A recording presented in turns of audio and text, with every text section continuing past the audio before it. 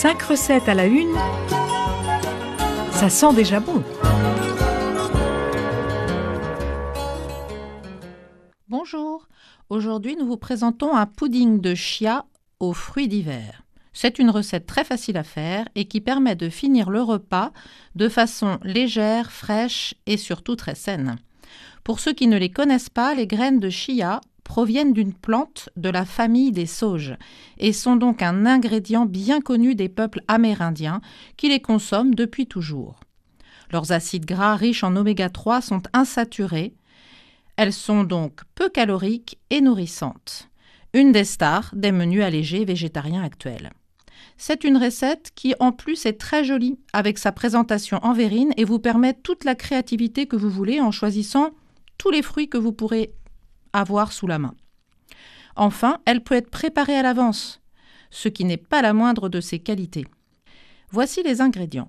Pour 4 verrines de 5 cm de diamètre environ, 6 cuillères à soupe de graines de chia, 500 ml de lait végétal, idéalement du lait d'épeautre ou du lait d'avoine. Et puis, je vous conseille de prévoir aussi de la crème de coco très épaisse, vendue en pâte compacte dans les épiceries asiatiques. Une cuillerée à café de sirop d'érable ou bien sirop ou bien miel ou encore sirop d'agave ou sirop de figue pour sucrer éventuellement. Des fruits de saison, ananas, mangue, clémentine en quartier pépiné, banane, kiwi, selon votre goût et puis selon les couleurs que vous voudrez mettre. Personnellement, j'aime bien les 2 mélanges suivants, clémentine, kiwi vert et banane, ou bien poire, kiwi jaune, ananas pour le mariage des goûts et des couleurs. Également, j'aime rajouter des petites grappes de groseille rouge en déco, et puis pour le côté un peu acidulé, ou bien des petites graines de grenade. Pour la préparation, c'est super simple. Mélangez les graines de chia dans le lait végétal, fouettez bien pendant 2 minutes pour éviter que les graines ne se collent entre elles. C'est une clé importante. Ajoutez ensuite le sirop sucré que vous aurez choisi.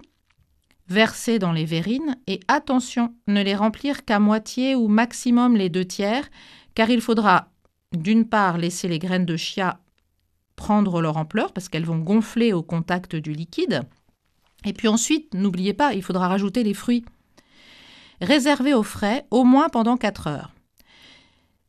Moi, je conseille d'aller jeter un œil à peu près à mi-parcours pour remélanger un petit peu, pour être sûr que tout n'est pas retombé au fond et avoir un joli mélange, très homogène, on pourrait dire.